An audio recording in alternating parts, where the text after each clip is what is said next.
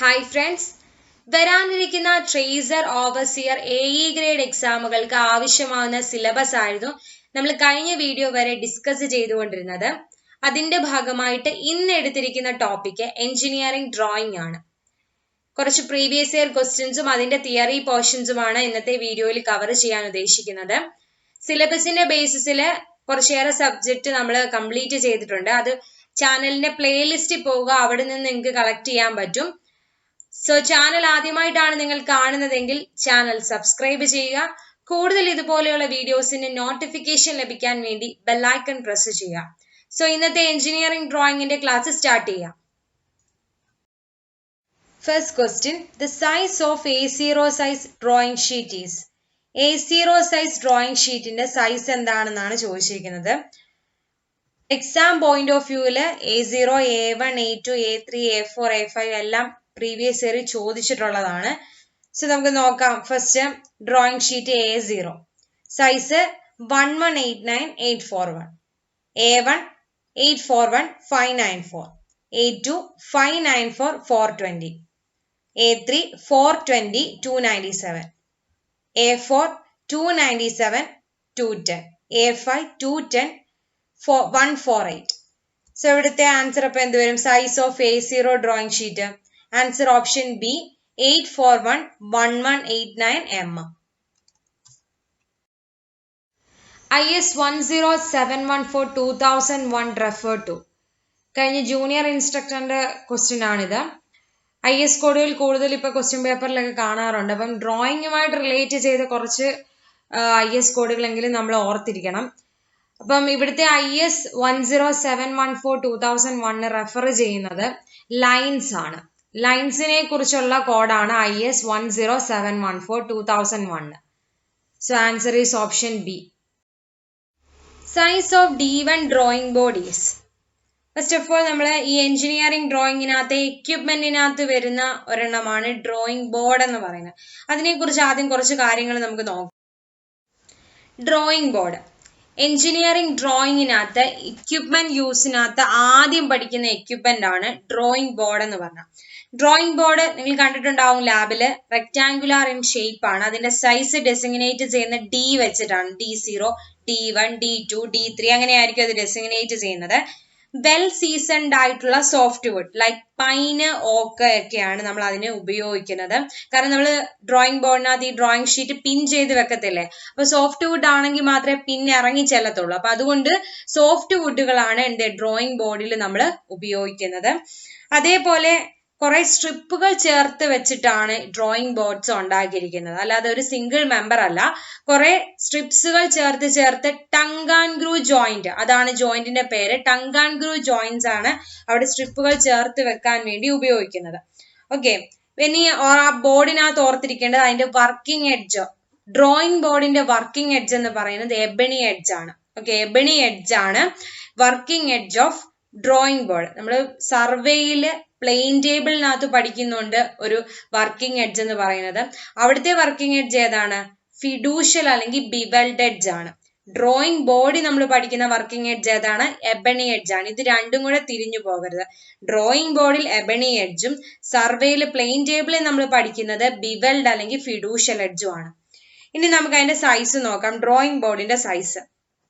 Drawing ബോർഡിന്റെ size എന്ന് പറഞ്ഞാൽ D0, D1, D2, D3 ആണ് റെപ്രസെന്റ് ചെയ്യുന്നത്. അതിന്റെ സൈസ് നോക്കാം. D0 എന്ന് പറയുന്നത് 1500/1000/25, D1 1000/700/25, D2 700/500/15, D3 എന്ന് പറയുന്നത് 500/350/15. സോ ഈ സൈസ് ഇമ്പോർട്ടന്റ് ആണ്.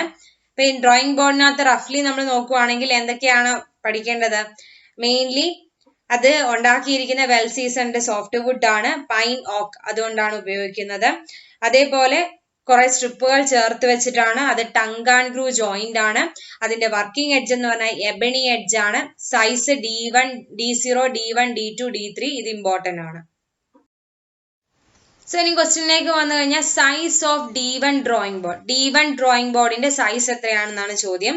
നമ്മൾ നേരത്തെ സ്ലൈഡിനകത്ത് നോക്കിയതേ ഉള്ളൂ. അപ്പൊ എത്രയാണ്?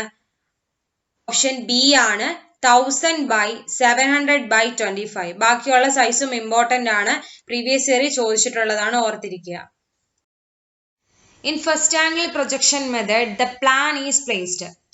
കഴിഞ്ഞ ഓവർസിയർ തേർഡ് ഗ്രേഡിന്റെ ക്വസ്റ്റ്യൻ ആണ്. ക്വസ്റ്റ്യൻ ക്യാൻസൽ ചെയ്ത് പോയി, കാരണം ക്വസ്റ്റ്യനിൽ ഒരു മിസ്റ്റേക്ക് ഉണ്ടായിരുന്നു. പ്ലാൻ ആയിരുന്നു ക്വസ്റ്റ്യൻ വരേണ്ടത്, ക്വസ്റ്റ്യൻ ചോദിച്ചത് പ്ലെയിൻ എന്നാണ്, അതുകൊണ്ട് ക്വസ്റ്റ്യൻ ക്യാൻസൽ ചെയ്തു. എന്നാൽ പ്ലാൻ ആണ് എങ്കിൽ ആൻസർ എന്ത് വരും? ഫസ്റ്റ് ഓഫ് ഓൾ പ്രൊജക്ഷൻ മെത്തേഡിനെ നമുക്ക് രണ്ടായിട്ട് ക്ലാസിഫൈ ചെയ്യാം, first angle projection and third angle projection. First angle പ്രൊജക്ഷനകത്ത് നമ്മൾ XY ലൈന് താഴെയായിട്ടാണ്, ബിലോ ആയിട്ടാണ് പ്ലാൻ അല്ലെങ്കിൽ ടോപ്പ് വ്യൂ പ്ലേസ് ചെയ്യുന്നത്. ഫസ്റ്റ് ആംഗിൾ പ്രൊജക്ഷനകത്ത് XY ലൈനിന് താഴെ, ടോപ്പ് വ്യൂലാണ് നമ്മൾ ടോപ്പ് വ്യൂ പ്രൊവൈഡ് ചെയ്യുന്ന XY ലൈന് താഴെയാണ്. അതേപോലെ എലിവേഷൻ പ്രൊവൈഡ് ചെയ്യുന്നത് അല്ലെങ്കിൽ ഫ്രണ്ട് വ്യൂ പ്രൊവൈഡ് ചെയ്യുന്നത് എവിടെ? XY ലൈന് എബോവ് ആണ്. അതാണ് ആ ഇമേജിന്റെ ഏറ്റവും താഴെ കാണിച്ചിരിക്കുന്നത്. അത് മാത്രം ഇവിടെ നോക്കുക. XY ലൈനിന്റെ മുകളിലായിട്ട് ഫ്രണ്ട് വ്യൂ അല്ലെങ്കിൽ എലിവേഷനും XY ലൈന് താഴെ ടോപ്പ് വ്യൂ അല്ലെങ്കിൽ പ്ലാനുമാണ് ഫസ്റ്റ് ആംഗിൾ പ്രൊജക്ഷനിൽ പ്രൊവൈഡ് ചെയ്തേക്കുന്നത്. ഇനി തേർഡ് ആംഗിൾ ഒന്ന് നോക്കിയേ. തേർഡ് ആംഗിൾ പ്രൊജക്ഷനകത്ത് പ്ലാൻ പ്രൊവൈഡ് ചെയ്യുക അല്ലെങ്കിൽ ടോപ്പ് വ്യൂ പ്രൊവൈഡ് ചെയ്തിരിക്കുന്നത് എവിടെയാണ്? XY ലൈനിന്റെ എബോവ് ആയിട്ടാണ്. അതേപോലെ ഫ്രണ്ട് വ്യൂ അല്ലെങ്കിൽ എലിവേഷൻ പ്രൊവൈഡ് ചെയ്തിരിക്കുന്നത് XY ലൈനിന്റെ താഴെയായിട്ടാണ്. സോ ഇത്രയും കാര്യം ഇവിടെ ഓർക്കുക. അപ്പൊ ഇവിടുത്തെ ക്വസ്റ്റ്യൻ എന്താണ്? In first angle projection method plan is placed. എന്തുവരും answer? Answer below the XY line. First angle പ്രൊജക്ഷനകത്ത് XY ലൈനിന്റെ താഴെയായിട്ടാണ് എന്ത്? പ്ലാൻ കൊടുക്കുന്നത് അല്ലെങ്കിൽ ടോപ്പ് വ്യൂ പ്രൊവൈഡ് ചെയ്യുന്നത്. So answer is option A. Orthographic projections is also known as. First of all orthographic projection എന്ന് പറഞ്ഞു കഴിഞ്ഞാൽ പ്രൊജക്ടർ റേസുകൾ ഓരോന്നിനും പാരലായിരിക്കും. Projector rays parallel to each അതറും ആ പോകുന്ന പ്രൊജക്ടേഴ്സ് പ്ലെയിനോ പ്രൊജക്ഷന് പെർപെൻഡിക്കുലറുമാണ്. എന്താണ്? പ്രൊജക്ടേഴ്സ് അല്ലെങ്കിൽ പ്രൊജക്ടർ റേസുകൾ ഒന്നൊന്നിനോട് പാരലാണ്. അതേപോലെ ഈ പോകുന്ന റേസ് പ്ലെയിനോ പ്രൊജക്ഷന് പെർപെൻഡിക്കുലർ ആണ്. അതുകൊണ്ട് ഓർത്തോഗ്രാഫിക് പ്രൊജക്ഷനെ നമ്മൾ പെർപെൻഡിക്കുലർ പ്രൊജക്ഷനുകൾ എന്നും വിളിക്കും. അപ്പൊ എന്താണ് പെർപെൻഡിക്കുലർ പ്രൊജക്ഷൻ എന്ന് ഉദ്ദേശിക്കുന്നത്? പ്രൊജക്ടേഴ്സ് എല്ലാം പാരലൽ ടു ഈച്ച് അതറും ഈ പോകുന്ന പ്രൊജക്ടേഴ്സ് പ്ലെയിനോ പ്രൊജക്ഷൻ എന്താണ്? പെർപെൻഡിക്കുലറുമാണ്. അതുകൊണ്ട് ഓർത്തോഗ്രാഫിക് പ്രൊജക്ഷനെ പെർപെൻഡിക്കുലർ പ്രൊജക്ഷൻ എന്ന് കൂടി വിളിക്കും. So answer is option B. When a cone is cut off by a plane inclined to its base but not passing through the base and the portion obtained after removing the part containing the apex is. ഒരു കോൺ ഉണ്ട്, ആ കോണിനെ നമ്മളൊരു plain വെച്ച് എന്ത് ചെയ്തു? Cut ചെയ്തു. അത് ബേസിന് ഇൻക്ലൈൻഡ് ആയിട്ടാണ്, പക്ഷെ അത് ബേസിൽ കൂടി അല്ല പാസ് ചെയ്തു പോകുന്നത്.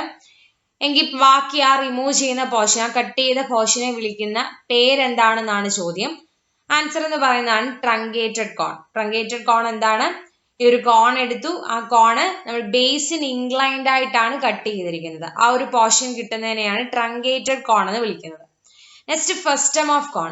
ഫ്രസ്റ്റം ഓഫ് കോൺ എന്ന് പറയുന്നത് ബേസിന് ഇൻക്ലൈൻഡ് ആയിട്ടല്ല, ബേസിന് പാരലായിട്ട്, ബേസിന് പാരലായിട്ട് ആക്സിസിന് പെർപെൻഡിക്കുലർ ആയിട്ട് നമ്മൾ കട്ട് ചെയ്ത് കിട്ടുന്ന ആ ഒരു പോർഷനെ വിളിക്കുന്ന പേരാണ് ഫ്രസ്റ്റം ഓഫ് കോൺ. ബാക്കി ടെട്രാഹെഡ്രനും ബാക്കിയുള്ളതൊന്നും ഇതുമായിട്ട് ബന്ധപ്പെട്ടതല്ല. സോ ഫ്രസ്റ്റം ഓഫ് കോൺ എന്ന് പറഞ്ഞാൽ എന്തായിരുന്നു?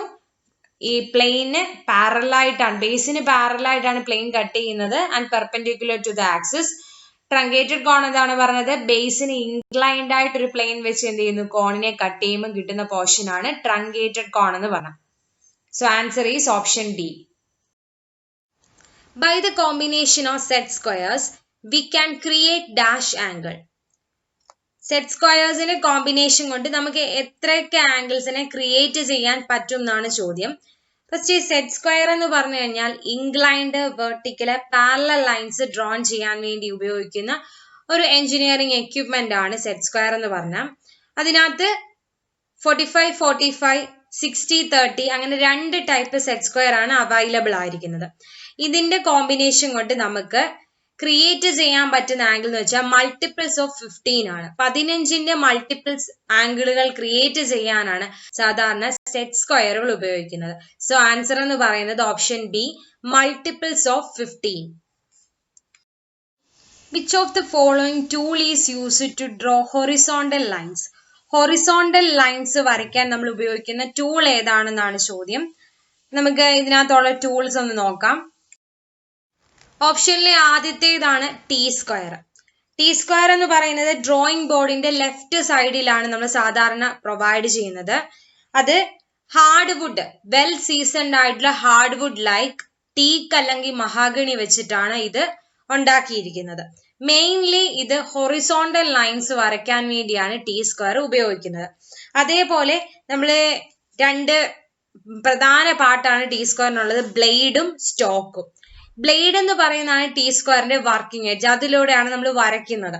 അപ്പൊ ബ്ലേഡിന്റെ ലെങ്ത് എന്ന് പറയുന്നത് ടി സ്കെയിലിന്റെ സൈസിന് തുല്യമാണ്. ഇപ്പൊ സൈസ് നമ്മൾ പറയും T0, T1, T2, T3 എന്ന്. ആ സൈസ് എന്ന് പറയുന്നത് ഈ ബ്ലേഡിന്റെ ലെങ്തിന് തുല്യമാണ്. ഓക്കെ, നമ്മൾ ഡ്രോയിങ് ബോർഡും ഡ്രോയിങ് ഷീറ്റും ഒക്കെ ഓരോ സൈസ് പറഞ്ഞു, അതുപോലെ ടി സ്ക്വയറിനും സൈസുകളുണ്ട്. ആ സൈസ് ആണ് നമ്മൾ നോക്കാൻ പോകുന്നത്. സൈസ് എന്ന് പറഞ്ഞാൽ T0 1500 പ്ലസ് ഓർ മൈനസ് 10 ആണ്, T1 1000 plus or minus 10, T2 700 plus or minus 5, T3 500 plus or minus 5. So ഇതാണ് T0ന്റെ സൈസ് എന്ന് പറയുന്നത്. ഈ സൈസും ചോദിച്ചിട്ടുള്ള ക്വസ്റ്റ്യൻ ആണ്, അതുകൊണ്ട് ഓർത്തിരിക്കുക. ഇപ്പൊ ടി സ്ക്വയറിനകത്ത് എന്തൊക്കെ ഓർക്കണം?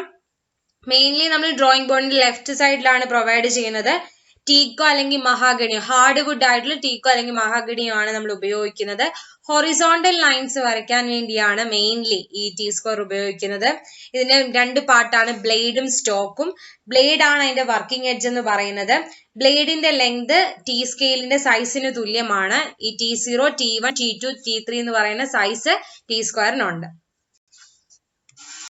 സോ ക്വസ്റ്റ്യനിലെ അടുത്ത ഓപ്ഷൻ ആണ് പ്രൊട്രാക്ടർ. പ്രൊട്രാക്ടർ എന്ന് പറയുന്നത് മെയിൻലി ആംഗിളുകൾ മെഷർ ചെയ്യാൻ, അല്ലെങ്കിൽ നമ്മൾ സെറ്റ് സ്ക്വയർ പഠിച്ചായിരുന്നു, സെറ്റ് സ്ക്വയർ വെച്ച് വരയ്ക്കാൻ പറ്റാത്ത, ക്രിയേറ്റ് ചെയ്യാൻ പറ്റാത്ത ആംഗിളുകൾ നമുക്ക് ഇത് വെച്ചിട്ട് എന്ത് ചെയ്യാൻ പറ്റും? ഈ പ്രൊട്രാക്ടർ വെച്ചിട്ട് വരയ്ക്കാൻ പറ്റും. നെക്സ്റ്റ് ഫ്രഞ്ച് കർവ് ആണ്. ഫ്രഞ്ച് കർവ് എന്ന് പറയുന്നത് ഇറഗുലർ ആയിട്ടുള്ള കർവ്സ് ഡ്രോൺ ചെയ്യാനാണ് ഫ്രഞ്ച് കർവ് നമ്മൾ ഉപയോഗിക്കുന്നത്. സോ ഇവിടെ ക്വസ്റ്റ്യൻ എന്തായിരുന്നു? Tool is used to draw the horizontal lines. Horizontal lines വരയ്ക്കാൻ ഉപയോഗിക്കുന്ന ടൂൾ ഏതാണ്? ആൻസർ അപ്പം എന്ത് വരും? Option A, T square. T square ആണ് ഹൊറിസോണ്ടൽ ലൈൻസ് വരയ്ക്കാൻ വേണ്ടി നമ്മൾ ഉപയോഗിക്കുന്ന ഇൻസ്ട്രുമെന്റ്. പ്രൊട്രാക്ടർ ആംഗിൾ മെഷർ ചെയ്യിപ്പിക്കുന്നു. ഫ്രഞ്ച് കർവ് എന്ന് വെച്ചാൽ ഇറഗുലർ കർവ് ഡ്രോൺ ചെയ്യാനാണ് ഉപയോഗിക്കുന്നത്. So answer option A. In engineer scale designation M5 indicate the scale of. ആദ്യം നമുക്ക് ഓരോ ഡെസിഗ്നേഷന് കറസ്പോണ്ടിങ് ആയിട്ടുള്ള സ്കെയിൽ ഒന്ന് നോക്കാം. സോ ഇവിടെ കറസ്പോണ്ടിങ് ഡെസിഗ്നേഷനും സ്കെയിലുമാണ് തന്നിരിക്കുന്നത്. ഈ ടേബിൾ കാണാതെ തന്നെ അങ്ങ് പഠിക്കുക. First one M1. M1 1:1 and 1:2. M2 1:2.5 and 1:5. M3 1:10 and 1:20.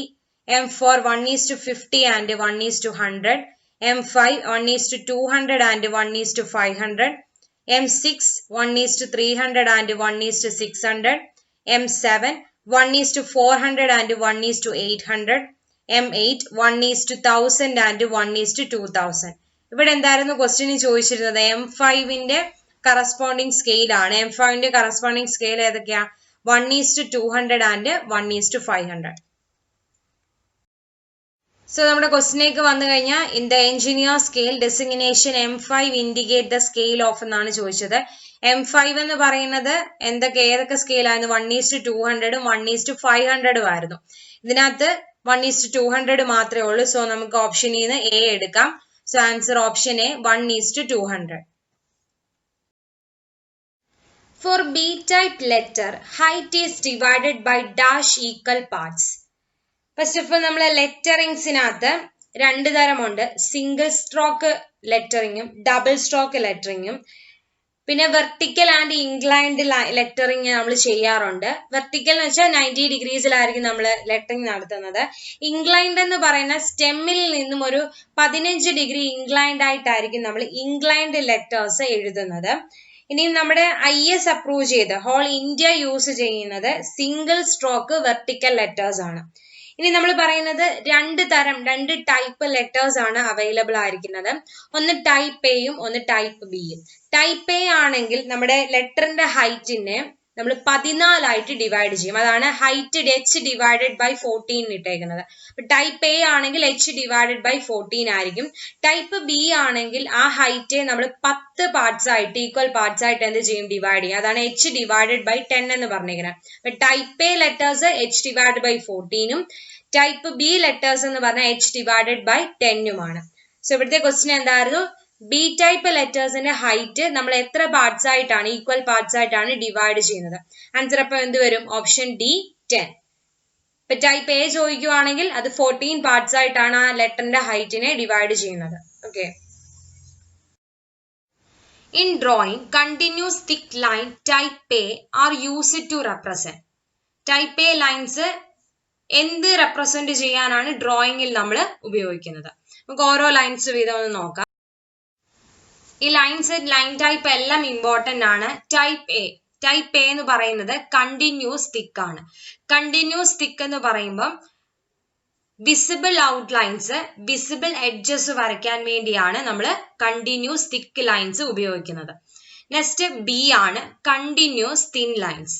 അത് dimension lines, projection lines, leader lines, imaginary lines of intersection, outlines of A revolved sections, ഇതിനു വേണ്ടിയാണ് ഉപയോഗിക്കുന്നത്.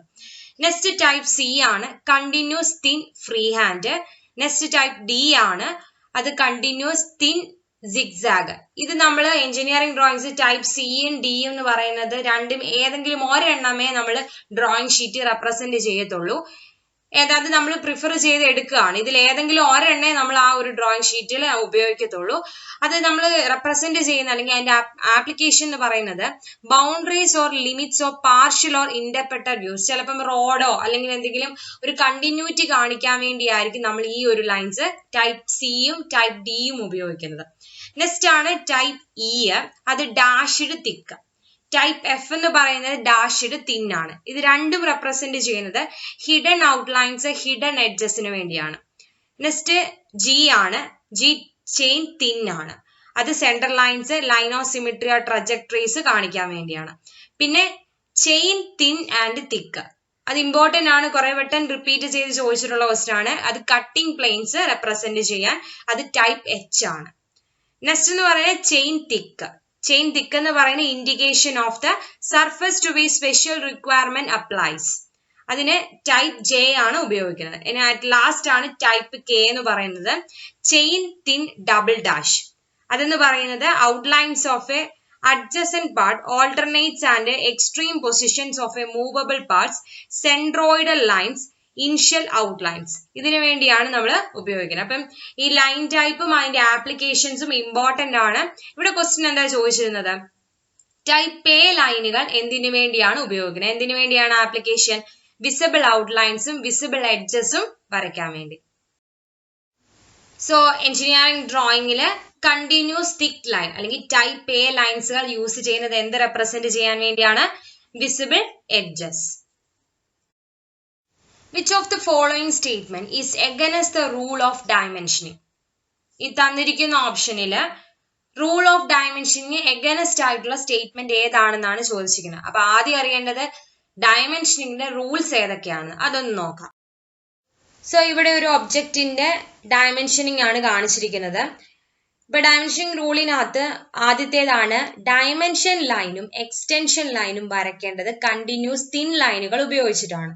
ഫസ്റ്റ് പോയിന്റ് ആണ്, രണ്ടും എങ്ങനെയായിരിക്കണം, കണ്ടിന്യൂസ് തിൻ ലൈനുകളായിരിക്കണം. ഇനി ഇതൊരിക്കലും എക്സ്റ്റൻഷൻ ലൈനും ഡയമെൻഷൻ ലൈനും ക്രോസ് ചെയ്യാൻ പാടില്ല. ഓക്കെ, ഈ ഫിഗർ നിങ്ങൾ ശ്രദ്ധിച്ചാൽ മതി. പിന്നെ അതേപോലെ നമ്മൾ ഒരു ലിമിറ്റ് കൊടുക്കാൻ വേണ്ടിയാണ് ഈ എക്സ്റ്റെൻഡ് ചെയ്ത് ഒരു ഒബ്ജക്റ്റിൽ നിന്ന് വന്നിട്ട് നമ്മൾ ഡയമെൻഷൻ കറക്റ്റ് കൊടുക്കുന്നത്. അപ്പം ഈ രണ്ട് ഡയമെൻഷനിങ്ങിലെ രണ്ട് എൻഡുകളിലും നമ്മളൊരു ആരോ ഹെഡ് വെച്ച് ആ ലിമിറ്റ് എന്ത് ചെയ്യാറുണ്ട്, റെപ്രസെന്റ് ചെയ്യാറുണ്ട്.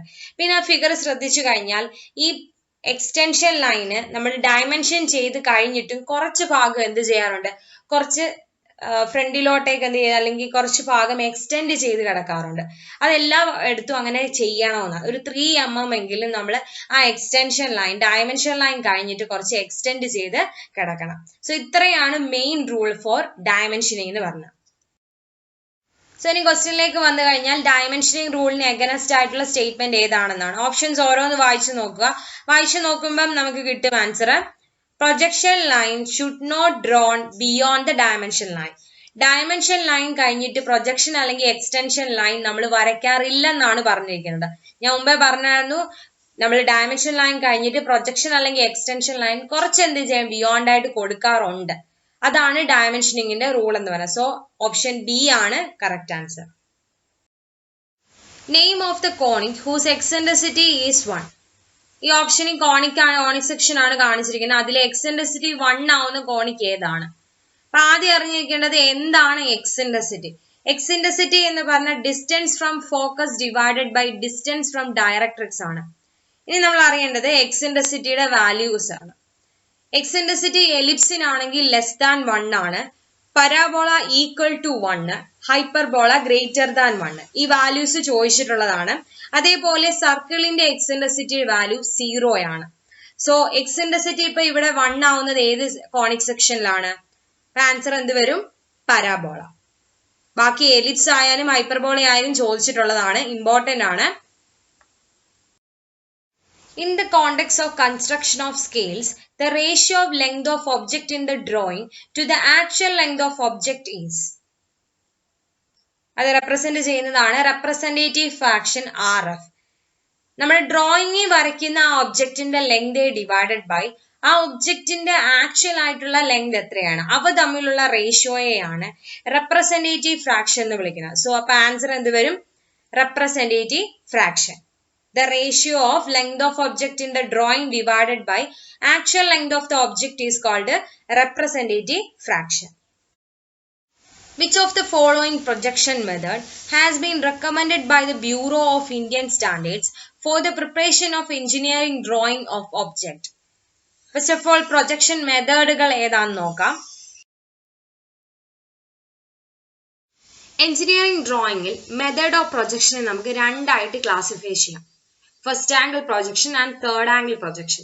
ഫസ്റ്റ് ആംഗിൾ പ്രൊജക്ഷൻ എന്ന് പറയുന്നത് ഒബ്ജക്റ്റ് ലേ ചെയ്യുന്നത് ഫസ്റ്റ് ക്വാഡ്രന്റിലായിരിക്കും. അതേപോലെ ഒബ്ജക്റ്റ് എന്ന് പറയുന്നത് പ്ലെയിൻ ഓഫ് പ്രൊജക്ഷന്റെയും ഒബ്സർവറിന്റെയും ഇടയിലായിരിക്കും. പിന്നെ ഓർത്തിരിക്കേണ്ടത്, നമ്മൾ ടോപ്പ് വ്യൂ അല്ലെങ്കിൽ പ്ലാൻ എന്ന് പറയുന്നത് എലിവേഷൻ അല്ലെങ്കിൽ ഫ്രണ്ട് വ്യൂവിന്റെ താഴെയായിട്ടായിരിക്കും വരയ്ക്കുന്നത്.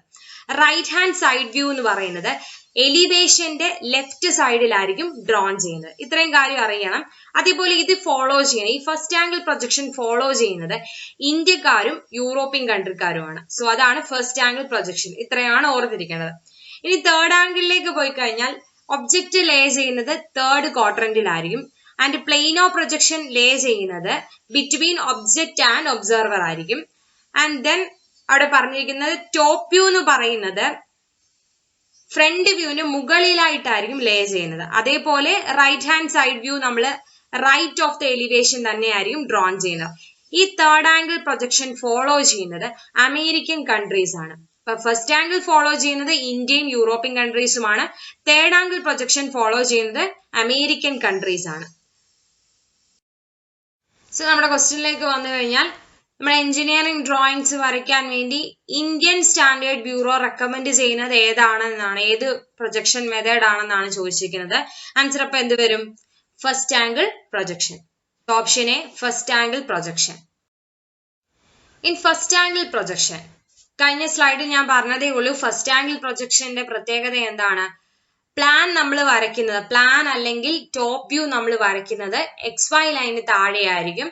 അതേപോലെ എലിവേഷൻ അല്ലെങ്കിൽ ഫ്രണ്ട് വ്യൂ നമ്മൾ വരയ്ക്കുന്നത് XY ലൈന് മുകളിലായിട്ടായിരിക്കും. സോ അപ്പൊ ആൻസർ എന്ത് വരും?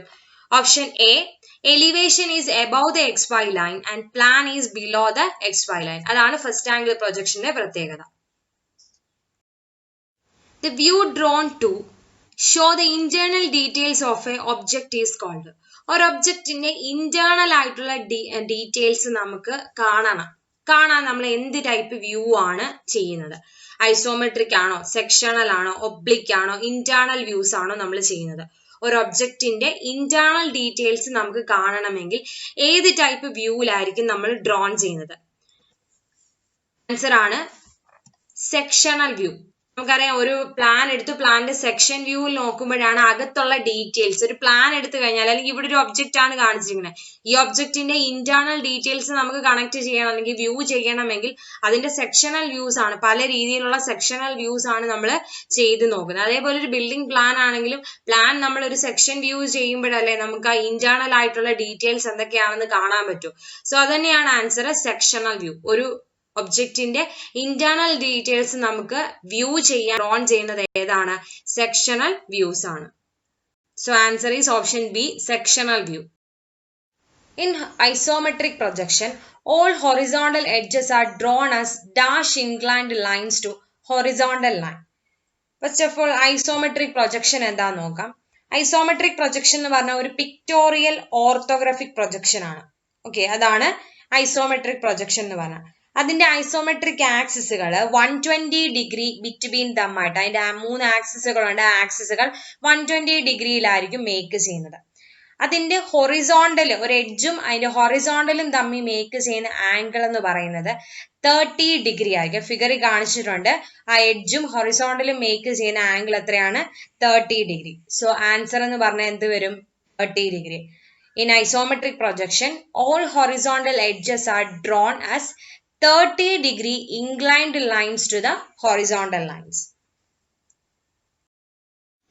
The isometric axis is inclined at a dash degree to each other. കഴിഞ്ഞ സ്ലൈഡിൽ ഐസോമെട്രിക് പ്രൊജക്ഷൻ എന്താണ്, ഐസോമെട്രിക് ആക്ഷൻ എത്ര ഡിഗ്രീസ് ആണ് ഇൻക്ലൈൻ ചെയ്തിരിക്കുന്നത് എന്നെല്ലാം പറഞ്ഞു. അവിടെ എത്രയായിരുന്നു നമ്മൾ പറഞ്ഞത്? ഐസോമെട്രിക് ആക്സിസുകൾ 120 ഡിഗ്രീസിലാണ് എന്ത് ചെയ്തിരിക്കുന്നത്? ഇൻക്ലൈൻ ചെയ്ത് ഐസോമെട്രിക് ആക്സിസുകൾ. So isometric axis is inclined at 120 degree to each other. So answer option C. The surface area of A0 drawing sheet is. A0 drawing ഷീറ്റിന്റെ സർഫസ് ഏരിയ എത്രയാണെന്നാണ് ചോദിച്ചിരിക്കുന്നത്.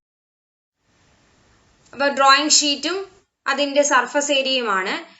A0 എന്ന് പറയുന്നത് സ്റ്റാർട്ട് ചെയ്യുന്ന 1m², അതേ divided by 2 ചെയ്യുമ്പോൾ A1 കിട്ടും, A1 divided by 2 ചെയ്യുമ്പോൾ A2 കിട്ടും, അങ്ങനെ ആയിരിക്കും ചെയ്തു പോകുന്നത്. സോ ഫസ്റ്റ് സ്റ്റാർട്ട് ചെയ്യുന്നത് A0 ആണ്, 1m² ആണ് surface area. A1 0.5m², A2 0.25m², A3 0.125m², A4 0.0625m². So അപ്പൊ നമ്മുടെ A0 ഡ്രോയിങ് ഷീറ്റിന്റെ സർഫസ് ഏരിയ എത്ര വരും? 1m². The maximum number of tangents drawn to a circle from the point outside the circle. സർക്കിളിന്റെ ഔട്ട്സൈഡിൽ നിന്നും സർക്കിളിലേക്ക് എത്ര number of tangents maximum വരയ്ക്കാൻ പറ്റും? Answer option A. A solid bounded by 12 equal regular pentagon is known as. Solid എന്താന്ന് നോക്കാം. Solid എന്ന് പറയുന്ന plain സർഫസോ അല്ലെങ്കിൽ കേർവ്ഡ് സർഫസ് കൊണ്ടോ അല്ലെങ്കിൽ കേർവ്ഡ് ആൻഡ് പ്ലെയിൻ സർഫസ് കൊണ്ടോ ബൗണ്ട് ചെയ്തിരിക്കുന്ന ഒബ്ജക്റ്റിനെ വിളിക്കുന്ന പേരാണ് സോളിഡ്സ്. നമുക്കിവിടെ പഠിക്കാനുള്ള കുറച്ച് സോളിഡ്സ് ഉണ്ട്. ടെട്രാഹെഡ്രൻ, ഹെക്സാഹെഡ്രൻ, ഒക്ടാഹെഡ്രൻ, ഐസോസഹെഡ്രൻ, ഡോഡെക്കാഹെഡ്രൻ. ഇത്രയും നമുക്ക് പഠിക്കാനുള്ളതാണ്. മെയിൻലി എക്സാം പോയിന്റ് ഓഫ് വ്യൂവിൽ ഇതെല്ലാം ചോദിച്ചിട്ടുള്ളതാണ്. ഫസ്റ്റ് വൺ എടുക്കാം, ടെട്രാഹെഡ്രൻ. ടെട്രാഹെഡ്രൻ എന്ന് പറയുന്നത് 4 ഇക്വിലാറ്ററൽ ട്രയാങ്കുലർ ഫേസുകൾ ബൗണ്ട് ചെയ്യുന്ന സോളിഡിനെ വിളിക്കുന്ന പേരാണ് tetrahedron. Okay, next hexahedron. Hexahedron എന്ന് പറഞ്ഞെങ്കിൽ ക്യൂബ് എന്ന് വിളിക്കാം. ക്യൂബിന്റെ പ്രത്യേകത എന്താണ്? 6 ഈക്വൽ സ്ക്വയർ ഫേസസ് ചേർന്ന് വരുന്ന സോളിഡ് ആണ് ഹെക്സാഹെഡ്രൻ അല്ലെങ്കിൽ ക്യൂബ് എന്ന് പറഞ്ഞ. നെക്സ്റ്റ് ഒക്ടാഹെഡ്രൻ. ഒക്ടാഹെഡ്രൻ എന്ന് പറയുന്നത് 8 ഇക്വിലാറ്ററൽ ട്രയാങ്കിൾ ഫേസ്. എത്രയാണ്? 8 ഇക്വിലാറ്ററൽ ട്രയാങ്കിൾ ഫേസുകൾ ബൗണ്ട് ചെയ്തിരിക്കുന്ന സോളിഡ് ആണ് ഒക്ടാഹെഡ്രൻ എന്ന് പറഞ്ഞ. നെക്സ്റ്റ് വൺ ആണ് ഡോഡെക്കാഹെഡ്രൻ. ഡോഡെക്കാഹെഡ്രൻ എന്ന് പറയുന്നത് 12 ഈക്വൽ ആൻഡ് റെഗുലർ പെന്റഗണുകൾ ബൗണ്ട് ചെയ്തിരിക്കുന്ന ആ ഒരു സോളിഡിനെയാണ് ഡോഡെക്കാഹെഡ്രൻ എന്ന് പറയുന്നത്. നെക്സ്റ്റ് വൺ ആണ് ഐസോസഹെഡ്രൻ. ഐസോസഹെഡ്രൻ എന്ന് പറഞ്ഞാൽ 20 ഈക്വൽ ഇക്വിലാറ്ററൽ ട്രയാങ്കിൾ. എത്രയാണ്? 20 ഈക്വൽ ഇക്വിലാറ്ററൽ ട്രയാങ്കിൾ ഫേസ് ചേർന്ന് വരുന്ന സോളിഡ് ആണ് ഐസോസഹെഡ്രൻ. അപ്പം ഫസ്റ്റ് വണ് ടെട്രാഹെഡ്രൻ എന്ന് പറഞ്ഞാൽ എത്രയാണ്? 4 ഇക്വിലാറ്ററൽ ട്രയാങ്കിള്. ഹെക്സാഹിഹെഡ്രൻ അല്ലെങ്കിൽ ക്യൂബ് എന്ന് വെച്ചാൽ 6 സ്ക്വയർ ഫേസുകള്, ഒക്ടാഹിഹെഡ്രൻ എന്ന് പറയുന്ന 8 ഇക്വിലാറ്ററൽ ട്രയാങ്കിൾ ഫേസ്, ഡോഡെക്കാഹിഹെഡ്രൻ എന്ന് വെച്ചാൽ 12 ഈക്വൽ ആൻഡ് റെഗുലർ പെന്റഗണുകൾ. നെക്സ്റ്റ് ഐസോസാഹെഡ്രൻ എന്ന് പറയുന്നത് 20 ഈക്വൽ ഇക്വിലാറ്ററൽ ട്രയാങ്കിൾ ഫേസുകൾ ബൗണ്ട് ചെയ്തിരിക്കുന്ന സോളിഡ് ആണ്. അപ്പൊ ഇവിടുത്തെ ക്വസ്റ്റ്യൻ എന്തായിരുന്നു? A solid bounded by 12 equal regular pentagon is known as. Answer എന്താണ്? ഓപ്ഷൻ ഡി വരും, ഡോഡെക്കാഹെഡ്രൻ.